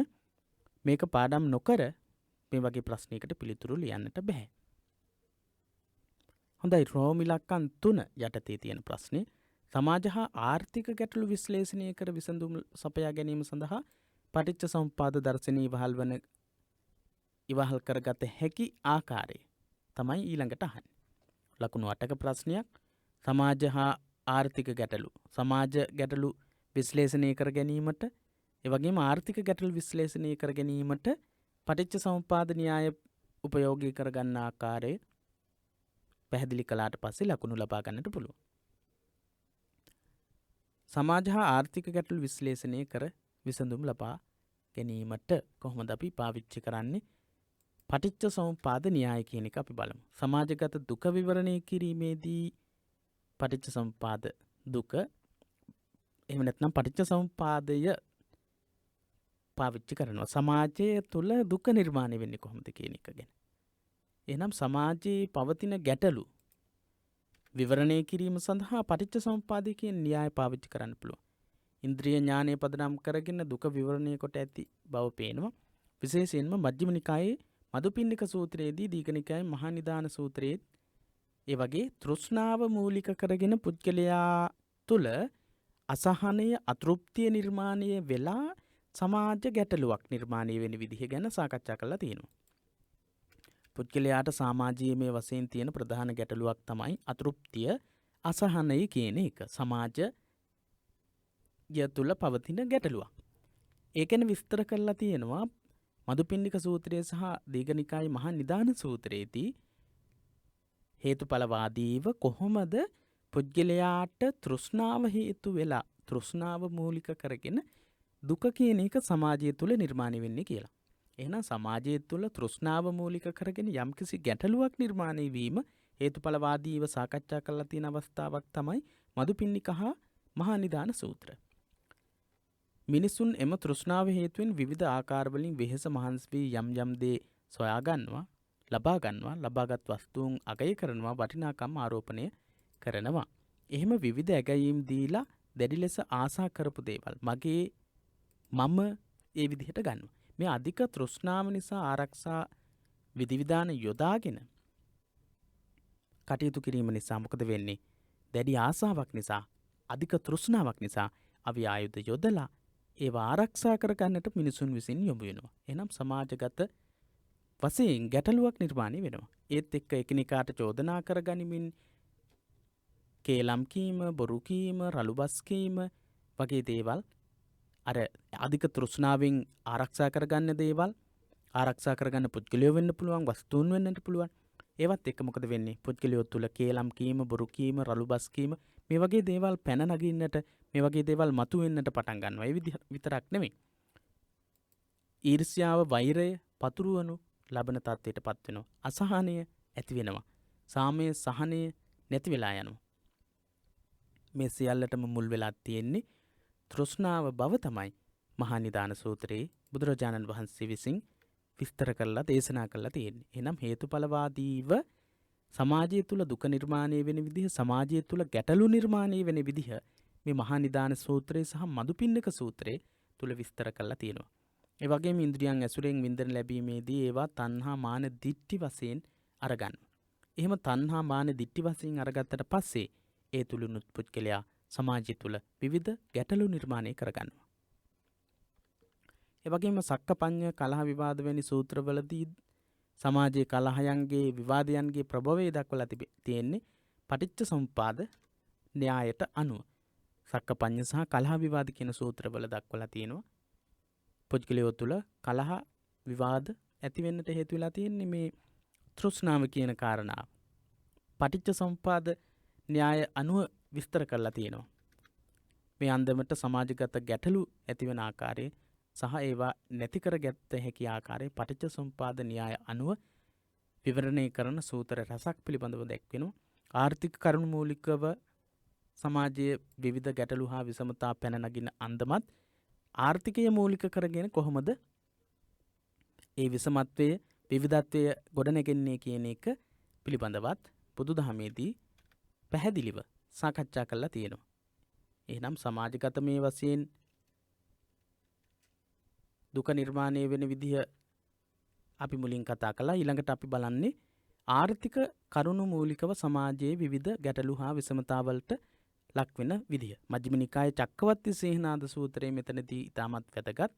ඒ වගේම දේශපාලන සංස්ථාවල වගකීම් දරන්නන් රජුන් නැමතියන් තම යුතුයකම් සහ වගකීම් හරියට ඉටු කරන්නේ නැති වෙනකොට රට පුරාම දිලිඳුකම ඇති වෙන බව දක්වනවා. චක්කවර්ති සීහනාද සූත්‍රයේ දැක්වෙන විදිහට මේ ආර්ථිකය මූලික කරගෙන පුද්ගලයෝ දුකටපත් වෙන විදිහ, දුප්පත්කම නිසා ජීවත් වීමට මගක් නැති මිනිස්සු සොරකම් කිරීමට යොමු වෙනවා. සොරකම නිසා බොරු කීම නිසා දඬුවම නිසා අව්‍යායුධ භාවිතය, මිනිමැරුම් වැනි භයානක අපරාධවලට පුද්ගලයෝ යොමු වෙනවා. ආර්ථික මේ වශයෙන් රට ශක්තිමත් නොවෙනකොට මෙසේ පුද්ගල මූලිකව ඉන්ද්‍රිය වින්ද්‍රයන්ගෙන් ආරම්භ කරන ක්‍රමයට වගේම දේශපාලන ආදී සංස්ථා මූලිකවත් ආර්ථික දේශපාලන පදනමකිනුත් సంతానගත හා සමාජගත දුක් විවරණය කරන්නට ආර්ථික මේ වශයෙන් සමාජීය මේ වශයෙන් දුක් විවරණය කරන්නට පටිච්චසමුප්පාද න්‍යාය උපයෝගී කරගෙන තියෙනවා කියන එක කරුණු සහිතව සූත්‍ර දේශනාවන් වල අන්තර්ගත වෙලා තියෙන කරුණු අරගෙන කරුණු සහිතව අපිට පැහැදිලි කරන්න පුළුවන් සාර්ථක ලකුණක් කරා යෑමට. හොඳයි, ඊළඟට අපි 6 වෙනි ප්‍රශ්නයටත් අවධානය යොමු කරමු. 6 වෙනි ප්‍රශ්නය යොමු වෙන්නේ 3 වෙනි පාඩමට සම්බන්ධව. 3 වෙනි පාඩම කන්දායතන ධාතු කියන පාඩම. ඉතින් මේ පාඩමේ සඳහන් වෙන විදිහට රූප ස්කන්ධයට අයත් රූප සියල්ල ප්‍රධාන ප්‍රභේද දෙකකින් යුක්තයි සංඛ්‍යා සමග එම ප්‍රභේද දෙක දක්වන්න කියලා. රූප ස්කන්ධයට අයත් රූප සියල්ල ප්‍රධාන ප්‍රභේද දෙකකින් යුක්තයි සංඛ්‍යා සමග එම ප්‍රභේද දෙක දක්වන්නට කියන ප්‍රශ්නේ. මහා භූත රූප 4යි උපාදාය රූප 24යි කියලා අපිට දක්වන්නට පුළුවන්. රූපස්කන්ධයට අයත් රූප සියල්ල ප්‍රධාන ප්‍රභේද දෙකකට බෙදෙනවා. මහා භූත රූප කියන එක කොටසක්, උපාදාය රූප කියන එක තව කොටසක්. එහෙනම් මහා භූත රූප 4යි උපාදාය රූප 24යි රූප සියල්ලම 28යි. ඊළඟට දෙවනි රෝම ඉලක්කම යටතේ තියෙන ප්‍රශ්නේ ස්කන්ධ පංචකයේ අස්තිර බව ප්‍රකට කරමින් වදාළ උපමා 5 ඒ ස්කන්ධයට අදාළ පරිද්දෙන් ඉදිරිපත් කරන්නට කියලා කියන්නේ. ඔව්.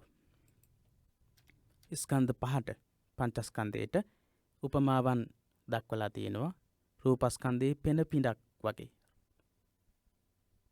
පේන පිඬූපමන් රූපං. වේදනා බුබ්බුලූපමා. වේදනා ස්කන්ධය දිය බුබුලක් වගේ කියලා. ඊළඟට සංඥා ස්කන්ධයේ මිරිඟුවක් වගේ. ඒ වගේම මරීචි කූපමා සංඥා. ඊළඟට සංඛාරස්කන්ධයේ කෙසෙල් කඳක් වැනිය. සංඛාරා කදලූපමා. කදලි කියලා කියන්නේ කෙසෙල් වලට. එහෙනම් සංඛාරා කදලූපමා. කදලි කෙසෙල් කඳකට සමාන කරනවා. ඊළඟට විඥානස්කන්ධයේ මායාවක් වැනිය. මායූපමංච විඥානං. මායූපමංච විඥානං. විඥානේ මායාවක් වගේ කියලා. ඉතින් මේ ගාථා ධර්මයනුත් ඒ බවමයි සඳහන් වෙන්නේ සංයුත්ත නිකායේ. පේන පිඬූපමන් රූපං වේදනා බුබ්බුලූපමා මරීචිකූපමා සංඥා සංඛාරා කදලූපමා මායූපමංච විඥානං දීපිකාදිච්ඡ බන්දුනා කියන ඉගැන්වීම්. ඉතින් මෙතනදී මේ 6 උපමා සහිතව ගලපලා දක්වන්නට තියෙන. එතකොට ලකුණු 6ක් ඔබට ලබා ගන්නට හැකියාව තියෙනවා. ඊළඟට අපි බලමු 3 වෙනි රෝම ඉලක්කම යටතේ තියෙන ප්‍රශ්නේ. 6 වෙනි ප්‍රශ්නේ 3 වෙනි රෝම ඉලක්කම යටතේ තියෙන ප්‍රශ්නේ. සත්‍ය ස්කන්ධ පංචකයේ වරදවා තේරුම් ගැනීම නිසා සංසාරයේ දුක් විඳින බවත් එය විභාග කොට පිරිසිඳ දැනීමෙන් සසර තරණය කර අවබෝධය ලබා ගන්න බව. සසර තරණය කරලා කරන බවත් බුද්ධ දේශනාවයි. සත්වයා ස්කන්ධ පංචකයේ වරදවලා තේරුම් ගත්ත නිසා තමයි සංසාරයේ දුක් විඳින්නේ. මේ ස්කන්ධ පහ පංචස්කන්ධය නිවැරදි විදිහට තේරුම් ගත්තට පස්සේ සංසාරයෙන් එතර වෙනවා කියන ඉගැන්වීම. ඉතින් කන්ද කියලා කියන්නේ ගොඩ රාසි කියන අදහස තියෙන ඉගැන්වීමක්. ඒ විදිහේ රාසි පහක් තියෙනවා. රූපස්කන්ධය, වේදනාස්කන්ධය, සංඥාස්කන්ධය, සංඛාරස්කන්ධය, විඥානස්කන්ධය කියලා. පුද්ගලයෙක් විදිහට දැක්වෙන්නේ මෙන්න මේ කියන පහ. මේ පහ උපාදාන වශයෙන් අරගත්තම තමයි පුද්ගලයා සංසාරිකව නිර්මාණය වෙන්නේ. මේ කියන රූපස්කන්ධය, වේදනාස්කන්ධය, සංඥාස්කන්ධය, සංඛාරස්කන්ධය, විඥානස්කන්ධය කියන පඨවි ආපෝ තේජෝ වායෝ කියන සතර මහා භූතයන්ගෙන් සහ උපාදාය රූප 24න් යුක්ත වෙච්ච මේ රූපය හා සම්බන්ධව රූප ස්කන්ධය පිළිබඳව නිවැරදිව දැනගන්නට ඕන. යංකින්චි සීතාදී හි රූපන ලක්කනං ධම්මජාතං සබ්බං තං ඒකතෝ කତ୍වා රූපක්ඛන්தோති වේදිතබ්බෝ. රූපස්කන්ධය කියලා කියන්නේ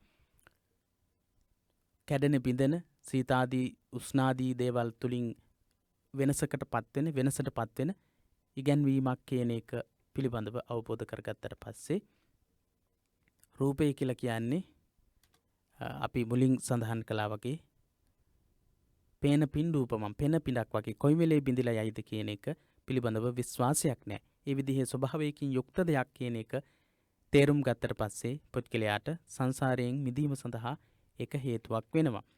ඒ වගේම තමයි අපිට දක්වන්නට පුළුවන්කම තියෙනවා රූප පිළිබඳව ඒ විදිහේ විශේෂ ඉගැන්වීම් ගෙනහැර දක්වන්නට පුළුවන්කම තියෙනවා භූත රූප. ඒ වගේම උපාදාය රූප වශයෙන් රූප 28කට වර්ග කරලා තියෙනවා. පුද්ගලයාගේ රූපයේ විදිහට හැඳින්වෙන්නේ මෙන්න මේ කියන රූප 28 කියන එක අපිට වර්ගීකරණය කරලා සංග්‍රහ කරලා දක්වන්නට පුළුවන්. මේ රූප 28ම දැක්වීමට යන්නට එපා. මොකද වේදනාව කියන එක ගැනත් ඔබට සඳහන් කරන්නට පුළුවන්, විස්තර කරන්නට පුළුවන්කම තියෙනවා. වේදනාව කියන්නේ මොකක්ද කියලා අපි ඊළඟට බලමු. වේදනාව කියලා කියන්නේ සුඛ දුක්ඛ අදුක්ඛම සුඛ වශයෙන් වේදනාව ලබා ගැනීම, වේදනාවන් ලබනවා. මෙන්න මේ වේදනාවන් පිළිබඳවත් පුද්ගලයා ඇලීම් සහිත වේදනාවන් නැති කරගත්තම, ගැටීම් සහිත වේදනාවන් නැති කරගත්තම සංසාරයේ නිර්මාණය වීම සඳහා එක හේතුවක් වෙනවා.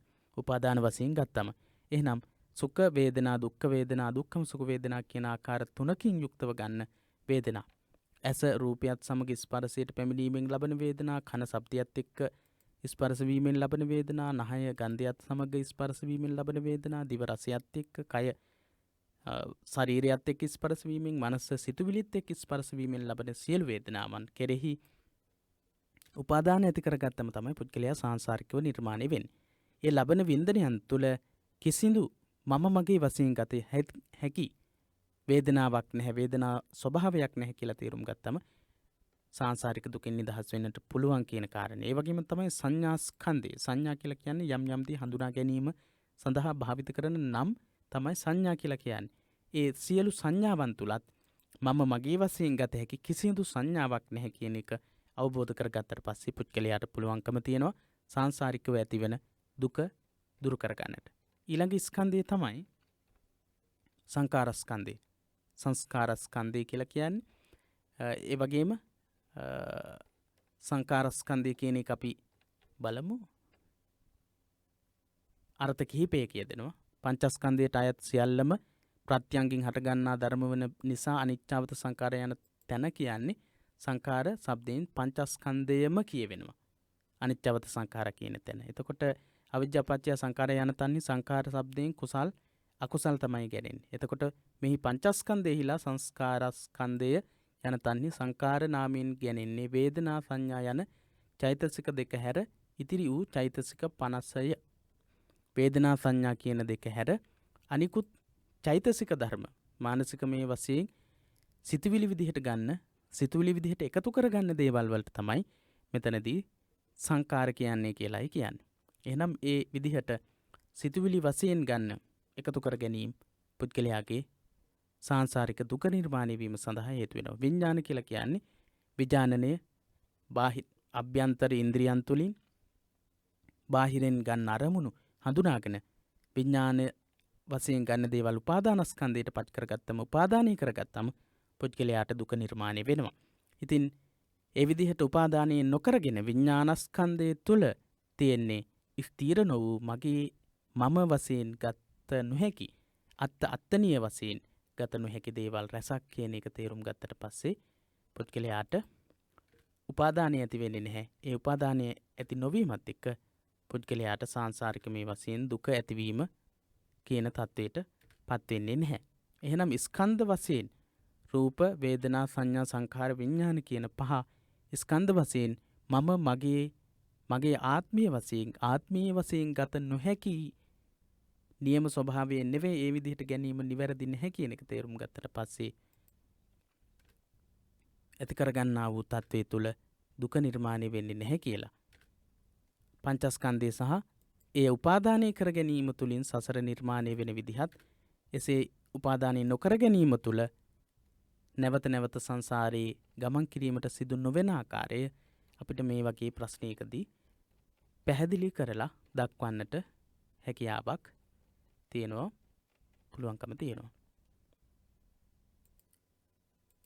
හොඳයි, සමත භාවනාව කෙටියෙන් හඳුන්වා දෙන්නට කියන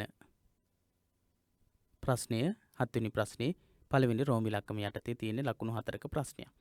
භාවනා පාඩමේ සමත භාවනාව කියලා කියන්නේ කාමච්ඡන්ද ආදී පංච නීවරණ නමින් හැඳින්වෙන අකුසල ධර්ම 5ක් සමනය කරලා හිත සමාධිගත කර ගැනීම සඳහා පුරුදු කරනු ලබන පුහුණු කරනු ලබන භාවනාව.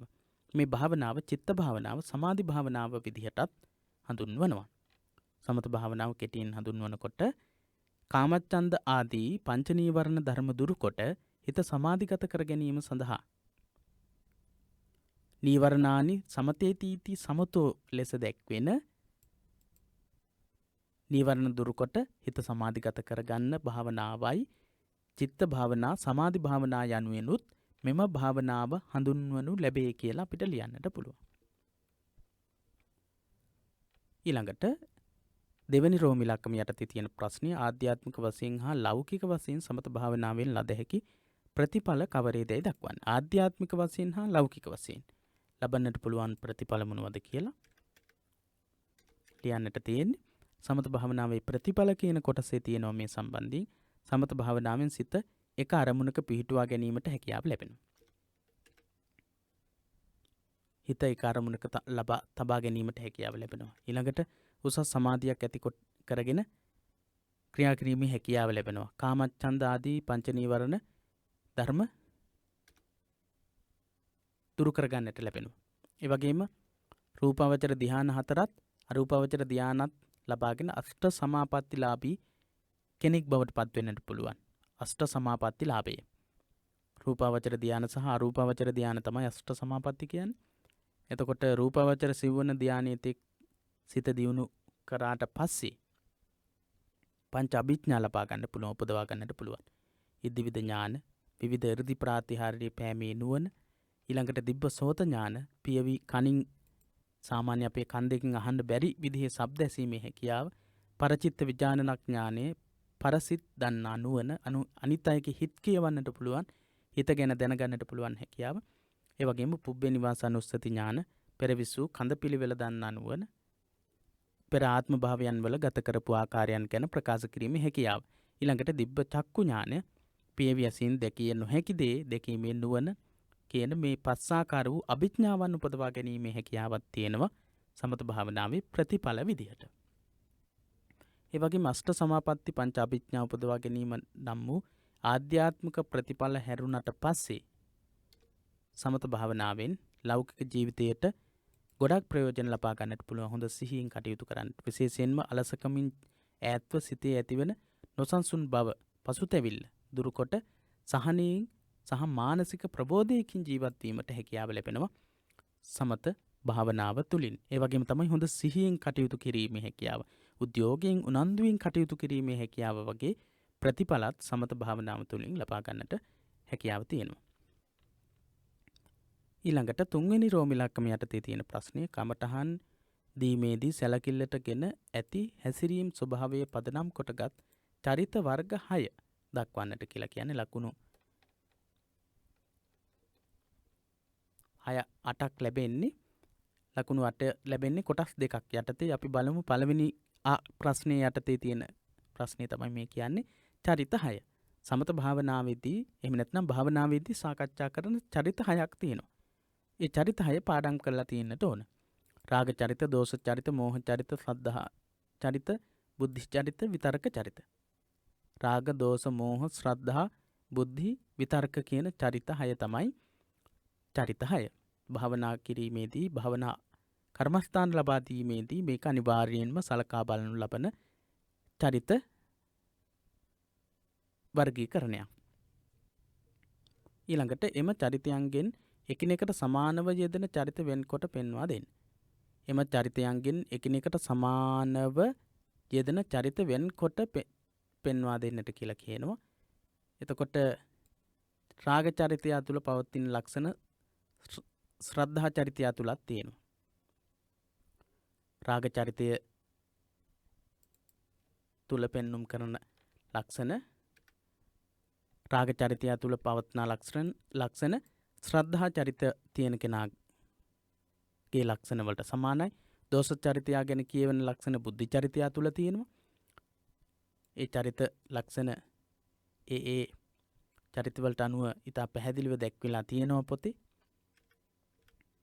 අපි මේ එම තොරතුරු ඇසුරු කරගෙන සාකච්ඡාවක් පවත්වන්නේ මෝහ චරිතය තුළ පවත්නා ලක්ෂණ විතර්ක චරිතය තුළ තියෙනවා. සමහර කරුණු වලින් සමානව යෙදෙන බව විස්තර වෙලා තියෙනවා. මෝහ චරිතය තුළ පවතින ලක්ෂණ විතර්ක චරිතය තුළ තියෙනවා. ඒ ලක්ෂණ තමයි මේ තියෙන්නේ. ඒ පිළිබඳව විස්තර කරන්නට අවශ්‍ය වෙන්නේ නැහැ. ඉතින් ඒ චරිත ගලපලා කියන්නට කියන්නේ ඒ විදිහට ඒ චරිතවලට සමාන චරිත ලක්ෂණ පෙන්눔 කරනවා අනිකුත් චරිතවලදී. රාග චරිතය තුළ පවත්නා ලක්ෂණ ශ්‍රද්ධා චරිතය තියෙන කෙන අය තුළ තියෙන ලක්ෂණ බවටත් පත් වෙනවා. දෝෂ චරිතය ගැන කියවන ලක්ෂණ බුද්ධි චරිතය තුලත් තියෙනවා.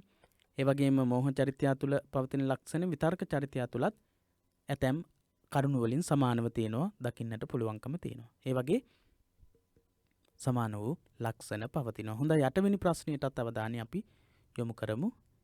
යථාභූත ඥාන දර්ශනයේ කෙටියෙන් හඳුන්වන්න. යථාභූත ඥාන දර්ශනය කියලා කියන්නේ යම් ආකාරයකින්ද හටගත්තේ ඇති වුණේ අන්න ඒ ආකාරය දැකීම.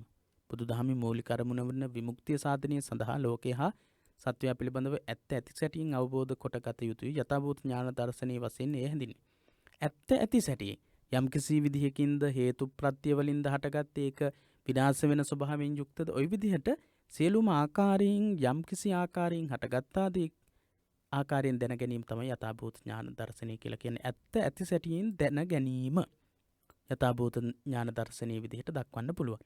පුද්ගලයාගේ ඇස කන ආදී ඉඳුරන් මගින් මෙන්ම ලෞකික ඉන්ද්‍රිය ඥාන ඉක්මවා ගිය උසස් ඥාන ශක්තියින් මගින්ද මෙම යථාභූත ඥාන දර්ශනය දැක ගන්න පුළුවන්. ඒ වගේම ලෝකේ හා සත්වයා පිළිබඳව අනිත්‍ය දුක්ඛ අනාත්ම යන පොදු ලක්ෂණ තුනකින් යුක්ත බව දැකීම තමයි යථාභූත ඥාන දර්ශනයේ විදිහට අපිට දක්වන්නට පුළුවන්කම තියෙන්නේ. ඊළඟට මෙමගින් ලෝකේ හා සත්වයා ගැන ලැබෙන අවබෝධය දක්වන්න. නියම විපස්සනාවට හා බෝධි ඥානයට මග සැලසෙන ස්වභාවය ධර්මයේ ඇති සියලු සංස්කාරවලත් ස්කන්ධවලත් පවත්නා මෙම විශ්ව ව්‍යාප්ත ලක්ෂණ ගැන මෙනෙහි කිරීමෙන් පුද්ගලයා තුළ ධර්මයේ පිළිබඳව අවබෝධය ලෝකේ සහ සත්වයා පිළිබඳව අනිත්‍ය දුක්ඛ අනාත්ම වශයෙන් අවබෝධය ඇති වෙනවා. ලෝකයේත් සත්වයාත් අනිත්‍යයි දුක්ඛ තත්වයට පත් වෙනවා අනාත්මීය ලක්ෂණයෙන් යුක්තයි කියන අවබෝධයේ බෝධි ඥානය උපදවා ගැනීමේ හැකියාව ලැබෙනවා. ඊළඟට දෙවැනි රෝම ඉලක්කම යටතේ තියෙන ප්‍රශ්නයට අවධානය යොමු කරමු. යථාභූත ඥාන දර්ශනය හා විදර්ශනාව අතර ඇති සම්බන්ධතාව පැහැදිලි කරන්න. යථාභූත ඥාන දර්ශනයයි විදර්ශනාවයි අතර සම්බන්ධය පැහැදිලි කරන්නට කියන ප්‍රශ්නයේදී අපිට පැහැදිලිවම දක්වන්නට පුළුවන්කම තියෙනවා අනිත්‍ය ආදී වශයෙන් බැලීම තමයි විදර්ශනාව කියලා කියන්නේ. අනිත්‍යාදි වශයෙන් විවිධේහි ආකාරයේහි පස්සතීති විපස්සනා. අනිත්‍ය දුක්ඛ අනාත්ම වශයෙන් ලෝකයේ පිළිබඳව අවබෝධ කර ගැනීම. යථාභූත ඥාන දර්ශනය කියන්නේත් අනිත්‍ය දුක්ඛ අනාත්ම කියන ලක්ෂණ තුන පිළිබඳව අවබෝධ කර ගැනීම. එහෙම නැත්නම් ලෝකයේ සත්වයා සහ පුද්ගලයා තුළ තිබෙන අනිත්‍ය දුක්ඛ අනාත්ම කියන ලක්ෂණත්‍රයෙන් යුක්ත ස්වභාවය අවබෝධ කර ගැනීම තමයි යථාභූත ඥාන දර්ශනය. යථාභූත ඥාන දර්ශනය කියන්නේ සත්වයා හා පුද්ගලයා පිළිබඳව තිබෙන අනිත්‍ය දුක්ඛ අනාත්ම කියන ලක්ෂණ තුන. ඒ වගේම විදර්ශනාව කියලා කියන්නේ අනිත්‍ය දුක්ඛ අනාත්ම කියන ලක්ෂණ තුනෙන් සත්වයා සහ පුද්ගලයා යුක්තයි කියලා දැකලා අවබෝධඥානයට පත්වෙන එක. මෙතනේ සම්බන්ධයෙන් සඳහන් වෙනවා අනිච්චං දුක්ඛං අනාත්තාති යදා පඤ්ඤාය පස්සති අත නිබ්බින්දති දුක්ඛේ ඒසමග්ගෝ විසුද්ධිය. විසුද්ධිය විපස්සනාව කියලා කියන්නේ විසුද්ධිය කියලා කියන්නේ මිදීම කියලා කියන්නේ අනිත්‍ය දුක්ඛ අනාත්ම වශයෙන් දැකීම කියන එක දැක්වෙනවා. ඒ වගේම තමයි යථාභූත ඥාන දර්ශනය කියන්නේ අනිත්‍ය දුක්ඛ අනාත්ම වශයෙන් සත්වයා හා පුද්ගලයා පිළිබඳව දැකීම. ඒ කරුණු වලින් අපිට පිළිතුරක් ගොඩනගන්නට පුළුවන්. ඊළඟට යථාභූත ඥාන දර්ශනය අනුව යමෙක් කටයුතු කරන්නේ නම් ඔහුට තම උභයාර්ථයේ සලසාගත හැකිය. පුද්ගලයෙක් නිරන්තරයෙන්ම අනිත්‍ය දුක්ඛ අනාත්ම කියන ලක්ෂණ තුනෙන් යුක්ත වූ ලෝකයක් තුළ තමයි අපි මේ ක්‍රියා කරන්නේ කියන එක හොඳින් අවබෝධ කරගෙන කටයුතු කරනවා නම් ඒ පුද්ගලයා නිරන්තරයෙන්ම අඩු අදහස් උදහස් ඒ කියන්නේ අඩු අදහස් උදහස් කියලා කියන්නේ අධික වූ තෘෂ්ණාවකින් තොරව අධික වූ මානයකින් තොරව අධික වූ අදහස් උදහස් ඇතිව බලාපොරොත්තු ඇතිව එහෙම ජීවත් වෙන්නේ නැහැ. අනිත්‍ය දුක්ඛ අනාත්ම කියන ලක්ෂණ තුනෙන් යුක්තයි මේ ලෝකේ අපි ජීවත් වෙන හැම දෙයක්ම තුලම මේ ලක්ෂණ තුන ව්‍යාප්තව පවතිනවා. ඒ නිසා මම මගේ ශරීරයේ විදිහට පවත්වන මේ ශරීරයත් අනිත් අයගේ ශරීරත් ඒ වගේම මම ගනුදෙනු කරන මේ ලෝකයේ තියෙන කිසිදු භෞතික දෙයක්වත් ඒ වගේම මගේ මානසික තත්ත්වයවත් ස්ථීර සුඛ ආත්ම වශයෙන් ගත නොහැකි කියන තත්ත්වය අවබෝධ කරගත්තට පස්සේ පුද්ගලයා ඊටමත් සැහැල්ලු ඒ වගේම හොඳ යහපත් වූ දේවල් සිද්ධ කරන පුද්ගලයෙක් බවට පත් වෙනවා. අනිත්‍ය දුක්ඛ අනාත්ම කියන ලක්ෂණ තුනට අනුව එහෙම නැත්නම් යථාභූත ඥාන දර්ශනයට අනුව කටයුතු කරන්නේ නම් උභයාර්ථය කියලා කියන්නේ මෙලොවදී අයහපත් දේවල් සිද්ධ කරන්නේත් නැහැ. මෙලොව අයහපත් දේවල් සිද්ධ කරන්නේ නැති වෙනකොට පරලොව අයහපත් වූ දේවල් සිද්ධ වෙන්නේත් නැහැ. ඔහුට තම උභයාර්ථය සලසා ගත හැකි. උභයාර්ථය කියලා කියන්නේ මෙලොව සහ පරලොව සම්බන්ධයෙන් පවතිනා වූ තත්වය.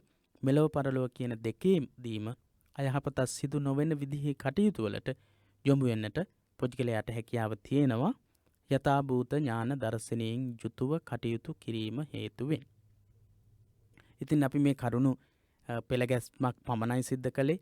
ඔබට තවත් බොහෝ කරුණු ඇතුළත් කරගනිමින් ඔබේ පිළිතුරු නිර්මාණය කරගන්නට පුළුවන්. ඔබට යම්කිසි මඟ පෙන්වීමක් තමයි අපි මේ සාකච්ඡාවලින් සිද්ධ කළේ. ඉතින් ප්‍රශ්න සියල්ලක්ම අපි සාකච්ඡා කළා.